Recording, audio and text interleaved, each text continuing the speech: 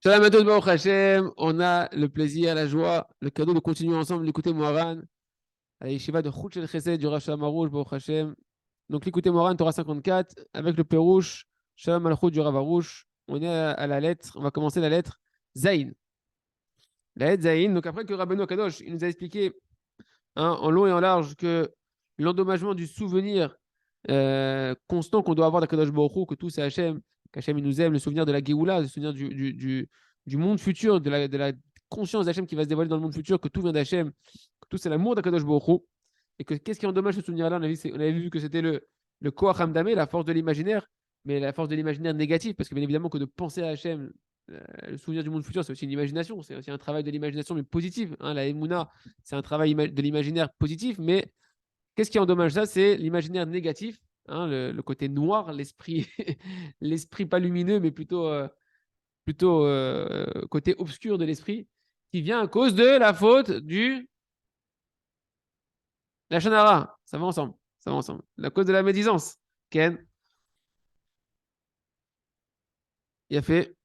Et maintenant, on va voir, et c'est ce qu'on a commencé dans le dernier cours, et c'est là ce que Rabbi Nachman va nous reprendre, comment on gère, parce que El Malasot, c'est marqué dans la Gemara que une des fautes qu'un homme ne peut pas être obligé de trébucher quasiment, c'est la faute du Lashon Hara. On a tous au moins de la poussière de Lashon Hara qui nous, même si tu veux faire attention, etc., le Yetzer Hara est toujours en train de te faire tomber un petit peu à droite, à gauche, dans des vices de Lashon Hara. Alors comment on va faire? On va tout le temps de la force de l'imaginaire, le côté animal, bestial qui prend le dessus, nous faire obéir d'Hachem. Comment on sort de là? Vu qu'on est constamment entre l'un et l'autre, entre préserver sa langue et des fois trébucher, bien sûr qu'on va travailler, etc. Mais comment on fait pour sortir de l'influence du mauvais esprit, de quand le Koach Hamdami prend le dessus, quand la force de l'imaginaire elle prend le dessus, le côté animal, et l'oubli de la conscience que tout va d'Hachem il prend le dessus, comment on s'en sort? Ah, ça, c'est la suite du côté Moran, c'est là où on en est.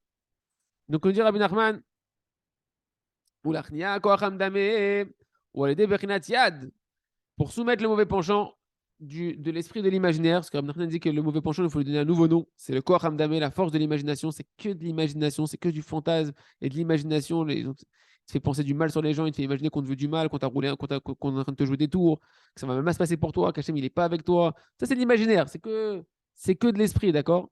C'est le Yetzirah. Pour s'en sortir, c'est pas la dimension de la main. Quel rapport la main?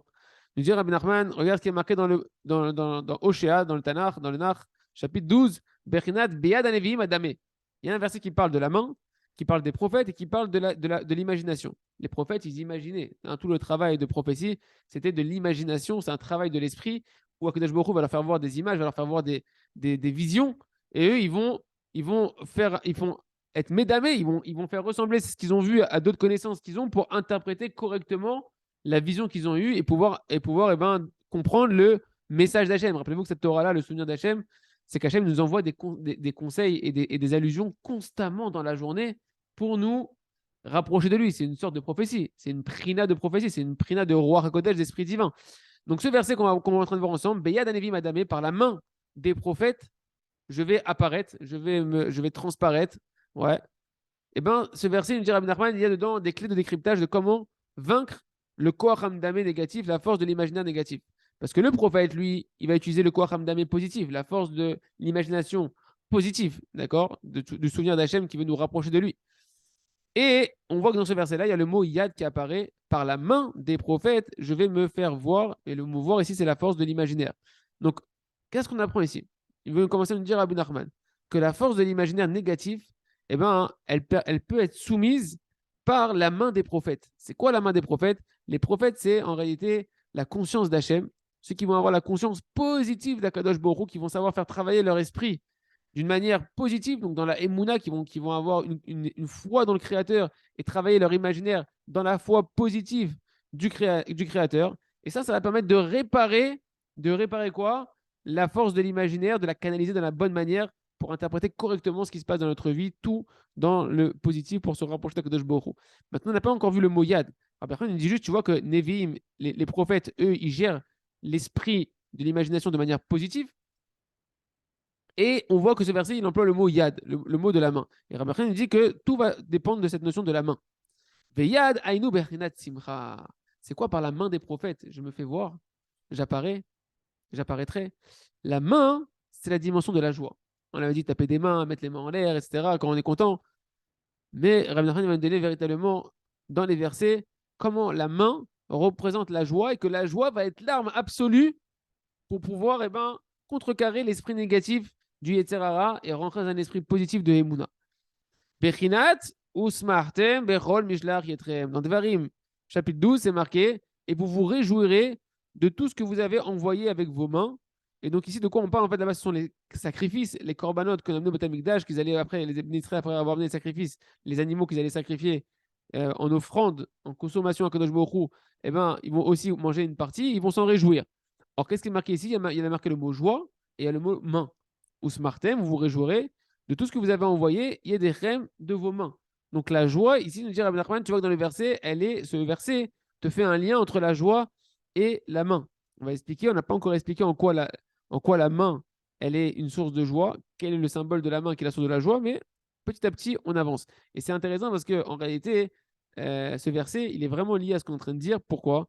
Parce que le Ham Israël, quand ils amenaient les corbanotes, quand ils amenaient les sacrifices au Beth Amikdash, une des fonctions principales, et Rabbi Nathan, il en parle dans l'écouter à la Chot, du sacrifice, c'est quoi? C'est je prends un animal par lequel je vais me rapprocher d'Hachem, un korban, c'est je me rapproche d'Akadosh Baruch Hu, et je vais sacrifier cet animal. En fait, c'est sacrifier le Koach Hamdamé, la force de l'imaginaire, qui est la force de l'animosité, le côté animal et bestial de l'être humain qui l'amène à oublier Akadosh Baruch Hu. Je vais au Beth Amikdash, qui est l'endroit du souvenir par excellence d'Akadosh Baruch Hu, puisque là-bas, Hachem se manifeste sur terre. C'est l'endroit de la connexion entre Akadosh Baruch Hu dans son dimension infinie et la contraction qu'Hachem il amène sur terre pour qu'on puisse le connaître. C'est le Beth Amikdash, l'endroit du souvenir.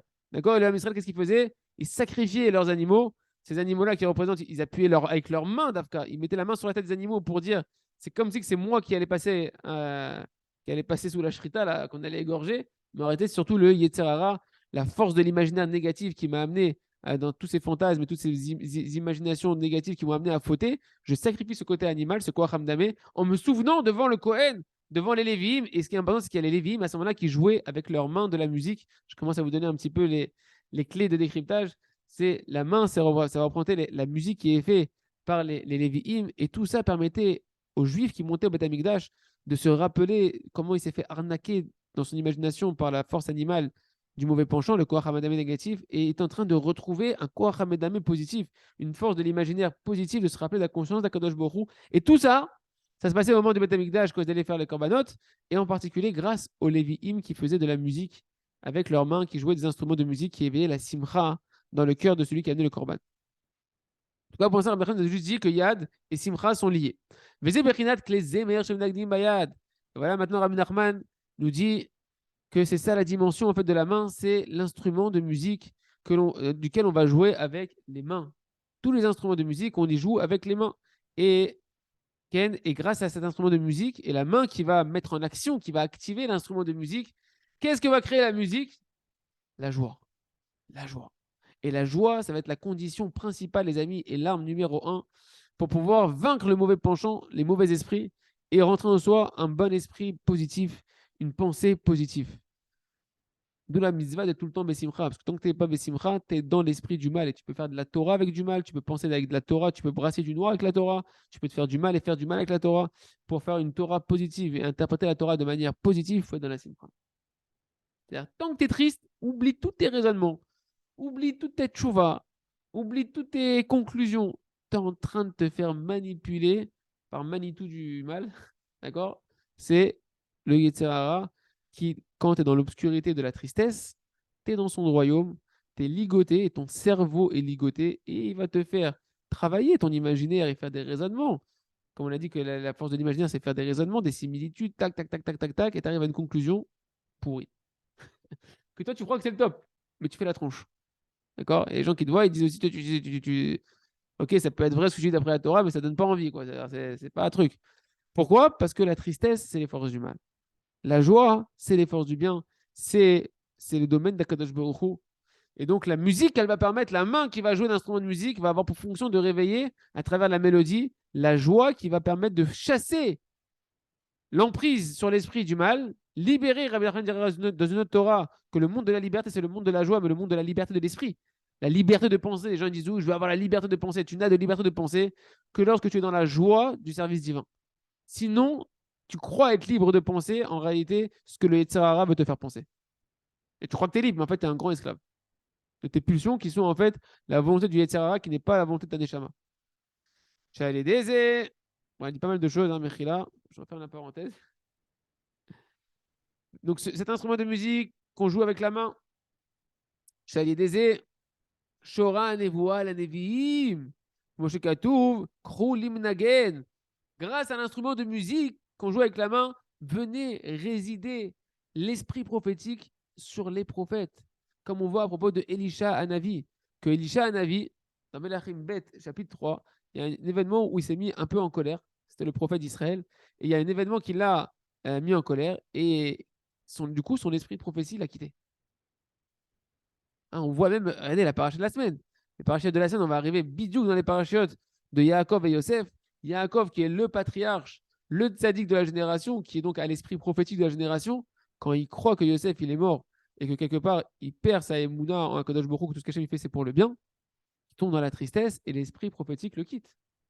Jusqu'à la paracha de Vayechi, où on va lui annoncer que avant Vayechi, jusqu'à qu'on va, quand on va annoncer que Yosef il est encore vivant, que Serach va venir faire la musique. Et comment elle va venir?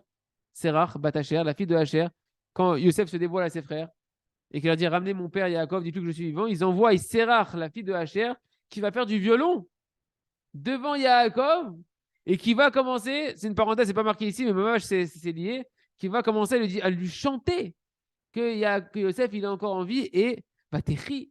Roi Yaakov, le souffle de Yaakov a ressuscité, il va avoir le roi Kodesh qui revient.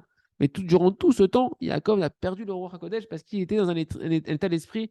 C'est sûr qu'il n'était pas que triste, Yaakov, mais on va comprendre qu'il y a en réalité un état de joie parfaite qui amène la prophétie. Tant que tu es joyeux et triste, tu ne peux pas être dans l'état de prophétie. Chez nous, l'état de prophétie, les amis, on n'est pas prophète, on n'est pas fils de prophète, mais pourtant on est du Ham Israël et on a, nous dit Rabbi Nachman, l'Aïd Bodedout, on a cette dimension de voir les allusions d'Akadosh Baruch Hu, d'interpréter les allusions d'Hachem, c'est une dimension de prophétie. C'est pas de la prophétie, mais c'est une dimension très très diluée de Roi HaKodesh qui ne peut se capter que dans la joie.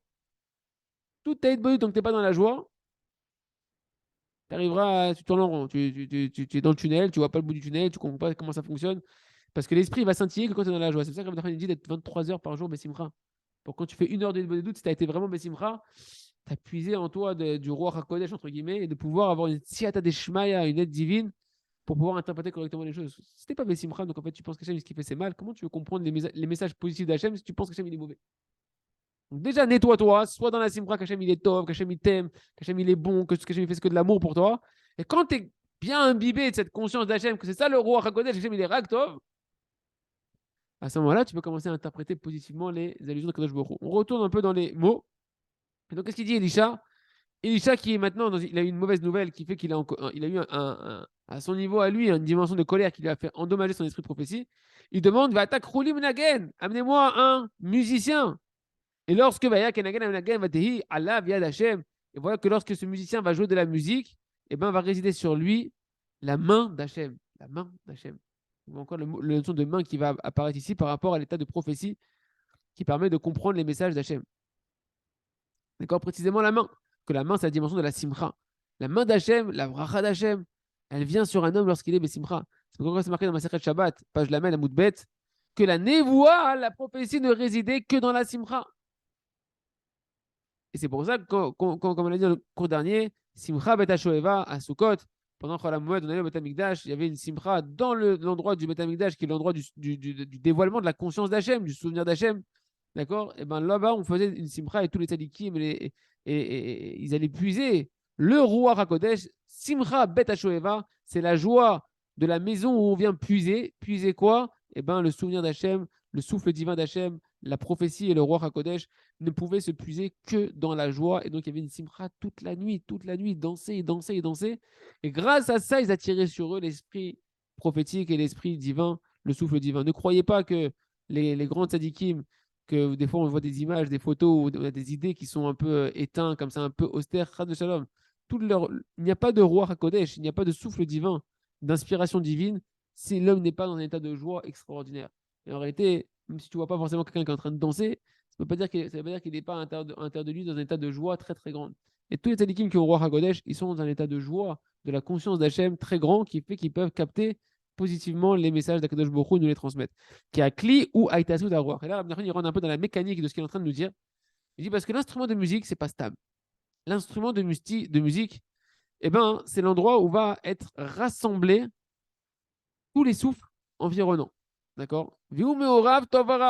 Et donc, il y a une caisse de résonance. Prenez, par exemple, la guitare. Ouais, il y a une caisse de résonance où, en fait, les vents qui sont autour des cordes, les cordes, elles vont, à travers les mouvements que la main elle va faire sur l'instrument de musique. Et il y a un écoute à la route où Rabbi Nathan, il explique la mécanique de la harpe, etc., et comment ça fonctionne. Et c'est ce qu'est en train de dire Rabbi Nachman de manière succincte, qui va avoir un mélange des vents. Hein, moi, j'ai pas fait de la musique, mais j'ai déjà entendu un petit peu. J'ai fait un tout petit peu à l'école de la flûte ou je sais pas quoi. Mais il y a la notion des vents en musique. Les bons vents et les mauvais vents qui vont créer en fait la bonne mélodie. Et quand tu captes un mauvais vent, tu as fait un mauvais geste sur une mauvaise corde, etc., tu as pris un mauvais vent qui va endommager la mélodie, qui va altérer la mélodie. Une bonne mélodie va amener de la joie. Une mauvaise mélodie, eh ben, c'est désagréable à entendre. Donc, il dit Rabbi Nachman, donc le kli, cet instrument de musique, c'est l'endroit où va être rassemblé le souffle. Et ce souffle, dans les souffles environnants, il y a des souffles bons et il y a des mauvais souffles. Pour nous, au niveau spirituel, c'est des souffles de joie et des souffles de tristesse qui ramènent, entre autres, la question que tu avais posée sur le mikvé. Quand on va dans le mikvé, on perd son souffle, d'accord. On est à bout de souffle et en fait, on chasse sous l'eau du mikvé, on doit penser à chasser tous les mauvais souffles. Le souffle de la tristesse. On voit qu'ici, la tristesse, on va voir dans cette Torah-là, qui yesh atzvut ruach. Ruach nechea, ruach ra'a, keneba beshaoul. Il y a un mauvais souffle, qui est un souffle de tristesse, un souffle handicapant, un mauvais souffle, comme on va voir sur Shaoul. Ou va'atatu ruach ra'a, il y a un mauvais souffle qui l'a habité. À Shaoul, c'est marqué dans Shmuel Aleph, chapitre Zayin, que Shaoul, quand il a su qu'on allait lui retirer la royauté, qu'on lui a retiré la royauté et qu'on va donner à un autre que lui, eh ben, il y a eu un mauvais vent qui l'a habité, un mauvais esprit qui l'a habité. Par voir quand on dit un mauvais esprit, on dit il y a un démon, etc. Le démon, c'est le genou qui rentre en toi quand tu penses qu'Hachem t'a fait un sale coup. Quand tu penses qu'Hachem, c'est pas lui qui a fait ça ou qui t'a fait ça, que c'est pas juste, ça s'appelle déjà que le genou il est rentré, c'est un mauvais esprit. Et donc, quand on va sous le œuf du mikvé, en réalité, on va se nettoyer de tous ces mauvais vents qui vont être là, qui sont la racine de toute la mécanique que l'homme, comment il va se comporter dans sa journée, en bien ou en mal. Il y a des bons souffles qui vont être des souffles de joie, des souffles de gdoucha, des souffles d'humilité, des souffles de émouna, etc., de foi. Et il y a les mauvais vents, les mauvais esprits, les souffles de la tristesse, de la débauche, qui est une résultante, les souffles d'orgueil, que tout ça, on va les chasser sous les eaux du mikvé. Quand on sort du mikvé, je fais une parenthèse, mais là complètement annexe, mais c'est intéressant. Quand on sort du mikvé, c'est marqué que les eaux du mikvé, en fait, c'est les eaux originelles de la création du monde. Dans les eaux du mikvé, dans l'endroit vraiment quand c'est construit comme un mikvé, là-bas, c'est les eaux originelles spirituellement de la création du monde, où là-bas, il y avait le souffle divin, le souffle, le vent divin qui planait à la surface des eaux. Et donc, on doit avoir la kavana, juste quand on sort de l'eau, que sur l'eau du mikvé souffle le souffle divin, qui est le souffle de la Emouna, le souffle de la Gdusha, le souffle de la Simcha, de la conscience d'Hachem, et qu'on veut capter. Après, c'est de débarrasser sous l'eau des mauvais vents, reprendre les bons esprits et les bons souffles pour se réénergiser dans le souvenir d'Akadosh Baruch Hu. Petite parenthèse fermée. Donc, dans l'instrument de musique, tu vas capter des bons vents et des mauvais vents. Avec ta main, tac, tac, tac, tac, tac, tac, tac. Et l'instrumentiste, il va faire le tri en réalité entre les mauvais souffles, parce qu'il y a des mauvais souffles, des mauvais vents qui vont être sur une mauvaise mélodie, qui vont chez nous, en fait, c'est les souffles de la tristesse, qui vont nous handicaper, qui sont des mauvais souffles, comme c'est marqué pour Shaoul, que Shaoul a une mauvaise nouvelle, et il a commencé à quoi? À avoir un mauvais souffle, un mauvais vent qui l'a habité. Veyesh Ruach Tova, et il y a un bon vent, un bon souffle, qui est en regard à l'opposé du mauvais souffle. Comme c'est marqué à propos de David Ameller dans Télim 143, Ruacha Tova, Tanheni Beres Mishor. Ton souffle positif, fait que ton souffle positif, Hachem, vienne m'habiter, afin qu'il me conduise dans la droiture, dans la bonne conscience et le bon chemin, grâce au bon souffle qui va être un souffle de joie. Et ça, c'est représenté par l'instrument de musique qui va trier les bons souffles, les bons vents des mauvais vents, les vents qui vont créer une mélodie de joie, des vents négatifs qui vont endommager la mélodie, que quand tu écoutes, tu dis, oula, ça grince, là, il a fait une fausse note, le jeune homme. Cette fausse note, c'est un mauvais vent qui a été capté, parce qu'effectivement, il a remué une mauvaise corde, etc., mais qui va capter un mauvais vent qui va faire une résonance qui est mauvaise à l'intérieur de l'instrument de musique. Mais la résonance, en fait, c'est chez nous, dans notre cœur, dans notre âme, dans notre esprit.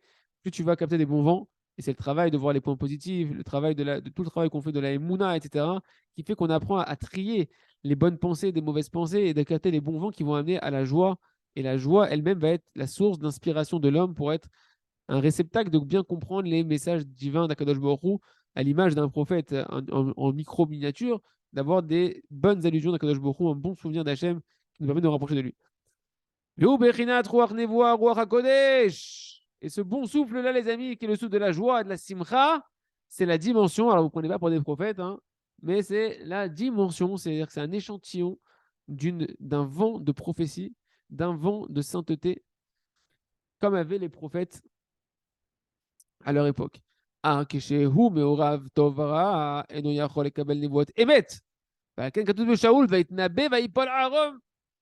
tant qu'un homme il n'a pas clarifié les bons vents des mauvais vents à l'intérieur de lui, et que le prophète maintenant il va avoir à l'intérieur de lui des bons souffles et des mauvais souffles, il ne peut pas recevoir des prophéties authentiques. C'est quoi l'authenticité, les amis? C'est quoi la vérité? Rappelez-vous, on avait vu une Torah sur le Hémet et le Sheker et le mensonge. On a dit la vérité, c'est qu'Hachem nous aime. La vérité, c'est Hachem. Hachem, il nous aime. Hachem, il veut que nous rapprocher de lui. Hachem, tout vient de lui. Tout ce qu'il fait, c'est pour notre bien. C'est le souvenir d'Hachem qui est le souvenir de la vérité. La Emouna et le Hémet va ensemble. Hémet ve Emouna, on dit le soir. On finit le schéma Israël, Hachem le Kechem. Hémet ve Emouna kolzot. Hémet ve Emouna, c'est Beyachad. Une vraie Emouna, c'est une Emouna amitit. C'est une foi qui a imbibé de la vérité qu'Hachem, il est tov, qu'Hachem, il t'aime, que tout ce qu'il fait, c'est pour ton bien, pour te rapprocher de lui. Un prophète qui a maintenant à l'intérieur de lui des bons vents et des mauvais vents, donc il a un peu de la joie, un peu de la tristesse, c'est pas complètement de la joie. Il va prophétiser peut-être quelque chose, mais qui va pas être émettre. Il a une vision, il a un truc, il a un machin, mais il va l'interpréter tordu. Ça ne va pas le rapprocher d'Hachem ou il ne va pas rapprocher véritablement d'Hachem positivement. Il va interpréter négativement. C'est quoi négativement? Un éloignement d'Hachem. Tu arrives à une conclusion qui est en train de t'éloigner d'Akadosh Baruch Hu, qu'Hachem s'éloigne de toi, qu'Hachem t'a abandonné, que ça va mal dans ta vie, qu'il va t'arriver des mauvaises choses, etc. Quelqu'un Katoub Shaoul va être nabé, va y pas la Rome. C'est marqué sur Shaoul.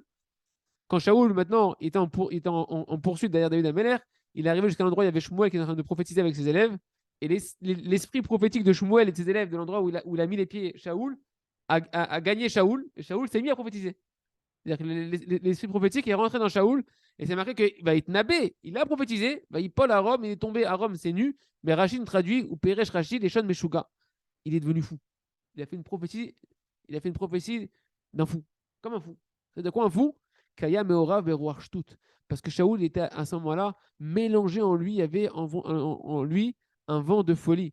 Un homme qui faut, les amis, c'est qu'un vent de folie, il est rentré en lui. Rabbi Nachman nous apprend que le vent de folie, il rentre quand tu es triste. Quand tu es triste, quand tu penses que c'est injuste ce qui se passe, que c'est pas bien, et c'est pourquoi il m'est arrivé ici, etc. Il y a un vent de folie qui rentre. Ce vent de folie fait que tu interprètes mal les choses et tu laisses place après Khadr Shalom à l'esprit de l'imaginaire négatif venir et te faire imaginer des raisonnements et des buts de la vie qui sont tordus. Et le bonhomme se retrouve là, il se retrouve, il dit comment je suis arrivé là? Il y a un vent de folie qui est rentré. Et ça, c'est parce que la simcha n'est pas épurée à l'intérieur de la personne. Et donc, Shaoul, il arrive dans l'endroit où il y a Shmuel, où il y a de la prophétie là-bas. Et comme Kiayam et Orav Berouach Shtut Atzvut Ruach, nous dira Ben Arman, comme il était mélangé en lui, il avait de la simcha, mais il avait aussi beaucoup de tristesse, beaucoup de vent de folie. À ce moment-là, du coup, il a mal interprété, il a fait une prophétie qui était mauvaise. Et donc, le prophète qui va avoir à l'intérieur de lui eh ben, des bons vents et des mauvais vents, des bons esprits et des mauvais esprits, eh ben, comment il va faire pour s'en sortir? Eh ben, il va mettre devant lui un musicien. Un musicien comme David Ameller, qui jouait de la harpe et qui sait, attention, on ne parle pas de n'importe quel musicien, c'est un musicien qui va savoir la sagesse de la musique et au-delà de ça également, savoir trier les bons vents des mauvais vents physiques, mais aussi spirituels, c'est-à-dire de voir les points positifs, d'épurer et de retirer tous les points négatifs, de les interpréter d'une manière positive, donc de faire un tri entre les pensées positives et les pensées négatives, entre ce que je vois de positif et négatif, et d'interpréter tout positivement. Ça, c'est un musicien qui, lorsqu'il va faire sa musique, il va réveiller une véritable joie qui réveille la conscience qu'Hachem, il est Raktov, que tout vient d'Hachem, que tout est pour le bien. Et donc, donc c'est ça celui qui va maintenant faire de la musique avec la main sur l'instrument de musique. Il va attirer, il va rassembler et capter avec sa main un bon vent. Un bon vent, un vent de joie, un roach nevoa, un vent de prophétie. Il va le trier, mitor hatzvut ruach.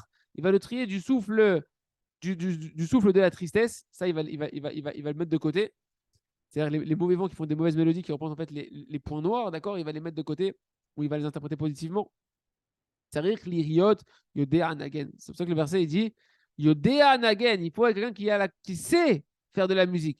שידע ללכד וללכוד ולמצוא חלקי הרוח אחת לאחד כדי לבנות הניגון היינו השמחה, היינו לבנות הרוח הטובה, רוח נבואה שהוא הפר עזבות רוח.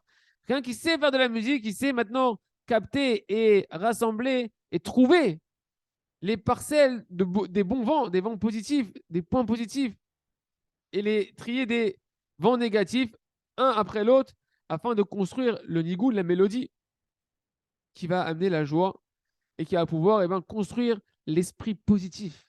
L'esprit positif qui va être l'esprit qui va être d'une dimension prophétique, qui est le contraire de la tristesse. Une personne qui est dans la tristesse, elle va toujours te faire des prophéties noires, elle a des pensées noires, elle a des angoisses. C'est quoi une angoisse? Le mec qui prophétise noir. C'est quoi des gens qui sont angoissés, des gens qui sont dans la peur, qui sont dans les comment on appelle ça, les charades, comment on dit en français? Il y a l'angoisse, il y a le stress. C'est quoi ces trucs-là? Ta pensée, la pensée de la personne, elle est en mouvement. C'est comme tu es déjà dans un état de, t'es pas dans un état de joie, de conscience d'Hachem, et ben tu es en train de brasser du noir. Tu es en train de t'imaginer des scénarios noirs. Tu es un prophète noir. Comme s'il va se passer que des mauvais trucs. Qu'est-ce qui va se passer? La maladie, l'argent, le truc. Et bah, qui te sort. Et ça, c'est des mauvais prophètes. Les bons prophètes, ce que le Rav nous apprend.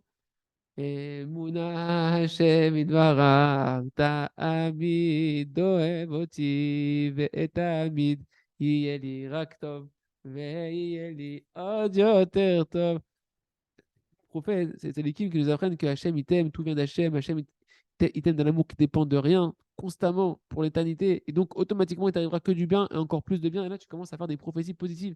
Tu commences à voir ta vie positivement, tu commences à te projeter positivement. Et tu amènes la bracha. Tu amènes véritablement une bracha sur toi parce que tu penses bien. Tu penses bien sur Hachem. Et donc, il veut dire, Abdelrahman qui t'sarir, la lot veleret beado al Hashem nagen. Et donc, tu vois que le musicien, quand il fait de la musique, il fait monter sa main, descendre sa main, Ken, sur l'instrument qu'il est en train de faire la musique. Donc, tu vois, l'action de la main dont on a parlé qui amène à la joie, permet de chasser le mauvais esprit et ramener le bon esprit sur nous. Par exemple, la guitare ou bien la harpe, eh ben, la main qui va aller sur les cordes et qui va, en fonction de la taille de la corde et de la position de la corde, etc., la longueur de la corde, eh ben, ça va capter les vents qui vont dans la caisse de résonance composer la musique. Qu'aider les kaven, afin de pouvoir diriger ces vents-là correctement et construire la joie parfaitement en triant les mauvaises pensées des bonnes pensées, les mauvais vents des bons vents.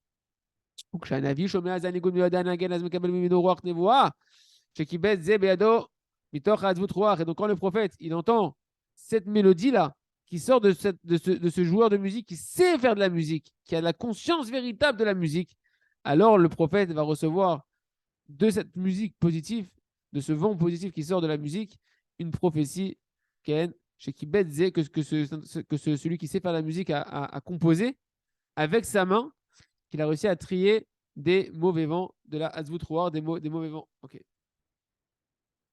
Chez où a vu qu'il a fait. Bézé, Benigen, Beado, Betovlach. Et ça qui est marqué à propos de Shaoul, que lorsque Shaoul, après qu'il a.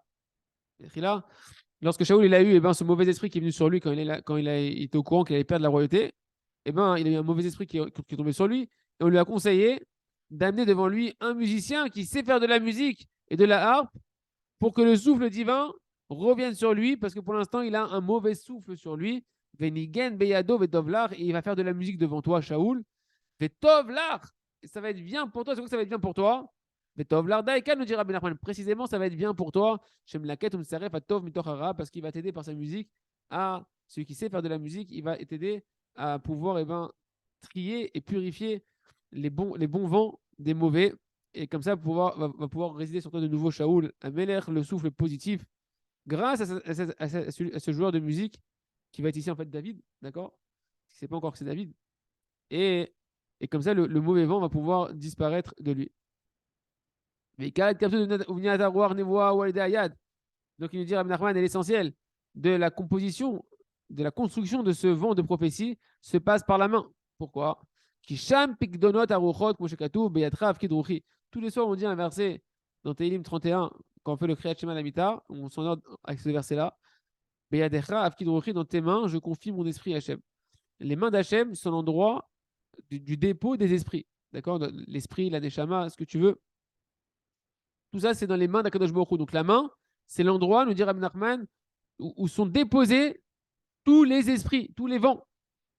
Comment je fais Asher Beadon Nefesh Kol Chai, Verua Kol Basar, Ish. Donc dans Iyov, chapitre 12, verset 10, c'est marqué il tient en sa main le Nefesh Kol Chai, donc l'âme de tout être vivant, Verua Kol Basar Ish, et l'esprit ou le souffle de toute chair humaine. Ouais, donc tu vois que dans les mains d'Hachem, dans sa main, il y a l'esprit de toutes les. Il y a tous les esprits humains de toutes les créatures qui sont dans les mains d'Hachem, dans la main d'Hachem. Donc la main, au-delà simplement de faire de la musique et de jouer sur l'instrument et de trier les vents, et ben la main d'Hachem, en fait, le musicien, il va être un peu l'image de la main d'Akadosh Baruch Hu, dans laquelle sont déposés tous les esprits. Et donc la clarification de la racine de tous les bons vents, les bons vents, ça va être la neshama, la simcha, la joie, etc. Ça se passe par la main de celui qui sait jouer de la musique, qui est en fait une symbolique un peu de la main d'Akadosh Baruch Hu, dans laquelle sont rassemblés tous les esprits et tous les vents. Et c'est ça la suite du verset qu'on avait vu quand Elisha avait demandé à ce qu'il y ait un instrumentiste qui vient devant lui pour lui ramener la prophétie. C'est marqué, et voilà que le musicien, il va faire de la musique et va être sur lui la main d'Hachem. Pourquoi la main d'Hachem? Précisément la main d'Hachem. Puisque dans les mains d'Hachem sont confiés tous les esprits. Donc l'esprit prophétique, il vient de la main d'Akadosh Baruch Hu. Et celui qui va jouer de la musique correctement, avec la bonne conscience qu'il faut, il va savoir et va ramener de la main d'Hachem le bon esprit sur le prophète qui est en train d'écouter la musique. C'est pour ça que nous, on peut avoir un effet sur nous très très bon de la musique. Rabbi Nachman nous a expliqué dans la Torah numéro 3 du Likutei Moharan, au tout début, il nous a expliqué l'importance d'écouter de la musique d'un menagen kasher, un chazan kasher, un menagen kasher. Un chanteur, il ne faut pas regarder simplement s'il a une kippa ou pas. Il faut prier à Hachem d'écouter de la musique que de chanteurs qui ont un cœur pur et qui font de la musique et qui chantent pas pour leur gloire à eux, mais pour la gloire d'Hachem et pour réveiller la joie dans le cœur de ceux qui écoutent, à les rapprocher du service d'Hachem. Parce que c'est un extrêmement haut niveau au niveau de l'impact, la musique à un niveau extrêmement shorty sur tout le mécanisme de la pensée, de la volonté de la personne, de la pensée et des actions d'une personne. Et donc, ok, fait Nimtsa, à l'aider chez Nagen, Beyad, à laquelle il zémer, à l'aider zémer, Varech, Arouar, Tova, Minarouara, chez Zé, Ubrinat, Rouar, Nevoa, Canal. Et donc, tu vois bien, on a démontré que le musicien qui va faire de la musique avec sa main sur l'instrument de musique, il va trier le bon vent du mauvais vent, de la joie, de la tristesse, et c'est la dimension du souffle de prophétie, comme on l'a expliqué au-dessus. Et tout ça, les amis, pourquoi on a expliqué tout ça? Pour dire que c'est comme ça qu'on soumet le mauvais esprit de l'imaginaire du Yetzer Hara, que c'est la dimension du mauvais souffle, du vent de folie, que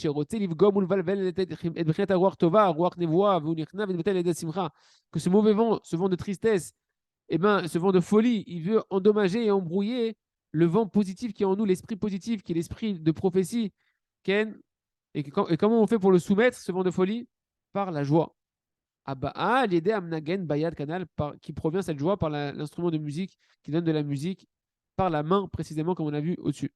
Qui karet gabut amdame ou alide azvut kamdame ou priat azvut ruach necha ruara shum balbelt ruach tova ruach nevoa shum priat zikaron anal bernat ladabka le adbaka marshavta bealma date anal. Il dit parce que en réalité l'essentiel du renforcement de l'esprit négatif, de l'imagination négative du Yetzer Hara, il vient par la tristesse. Là, il faut jamais laisser la tristesse rester sur nous. Elle nous attaque. On doit savoir que le premier travail qu'on doit faire spirituellement, c'est de sortir de la tristesse. Prier sur ça, demander la Emouna, chanter, commencer à avoir les points positifs, faire des blagues, ce que tu veux, et surtout prier pour la Emouna, que ça vient d'Hachem, que c'est pour le bien, etc. Avoir les points positifs. Parce que l'essentiel du renforcement de l'esprit du mal passe par la tristesse.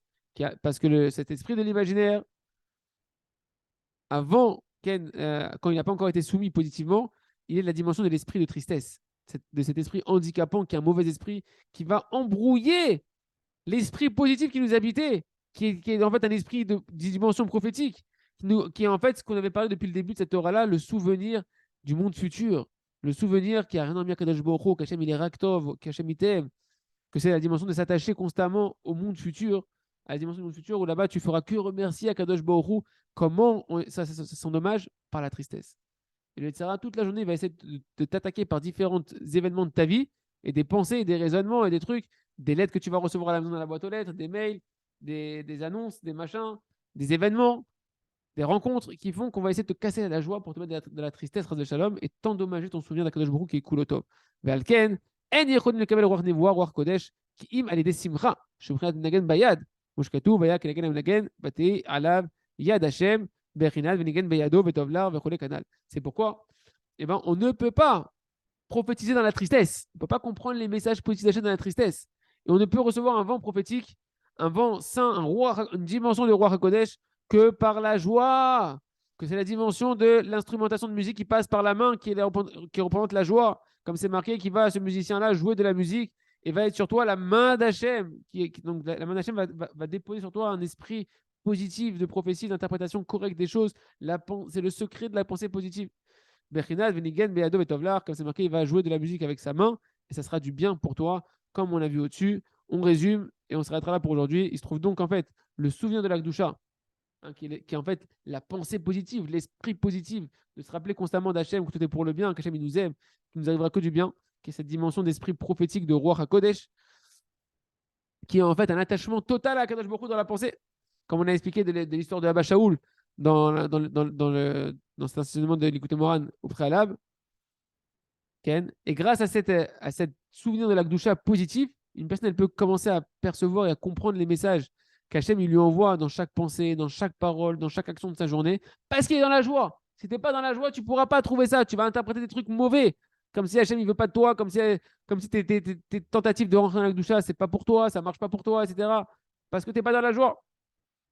Et la joie, c'est véritablement, on a dit, quand elle te permet maintenant de commencer à voir les allusions d'Hachem et de comprendre les allusions d'Hachem, c'est véritablement une dimension prophétique. Tu commences à avoir des messages divins. Tu es dans une dimension d'esprit saint, de roi Hakodesh, Mamash. C'est une dimension, c'est un échantillon, mais tu es en train de toucher à ça. Par contre, celui qui en a vu, qui dit du Lachon Hara, qui commence à avoir un mauvais œil sur les autres, dire du Lachon Hara, alors Chaz Hashem, il laisse Chaz Shalom, l'esprit de l'imaginaire négatif le gagner, Chaz Shalom, qui est la tristesse, qui est le mauvais souffle, et il tombe sans s'en rendre compte petit à petit dans un amour déchu qu'au lieu d'aimer Hachem, la Torah, les mitzvot, les tzadikim, il se met à aimer des choses animales, bestiales. Il oublie le souvenir d'Hachem, qu'Hachem il l'aime, que tout vient d'Hachem pour son bien, et il tombe dans la mort du cœur. On a vu que son cœur il s'éteint, son cœur spirituel, Breslev, Lev, Bassar, le cœur de chair il s'éteint, il tombe dans un cœur de pierre et il devient idiot. C'est quoi idiot? Il perd sa conscience d'Akadosh Baruch Hu et devient en fait, dès qu'il perd sa conscience d'Hachem, il devient fou. Il est dans le vent de la folie. Et Chadasham, que Dieu nous en prie tout ça, Yiratzon, Sheniske, Etrazek, Liot, Besimchat Tavid, d'être constamment dans la joie, Batachem, de faire tous les jours, il boit des doutes, 23 heures pour Rim, 1 heure qui pour. Et si tu n'arrives pas à faire 23 heures pour Rim, tu fais aussi 1 heure pour Rim quand tu fais le bout des doutes, pour t'habituer à être 23 heures dans Purim. Et quand tu seras 23 heures dans Purim, dans la joie, 23 heures sur 24, pendant 1 heure, tu pourras réfléchir véritablement aux allusions d'Hachem, dans un état prophétique, de tout interpréter positivement pour te rapprocher d'Hachem, Chazak, Ve Nitrazek.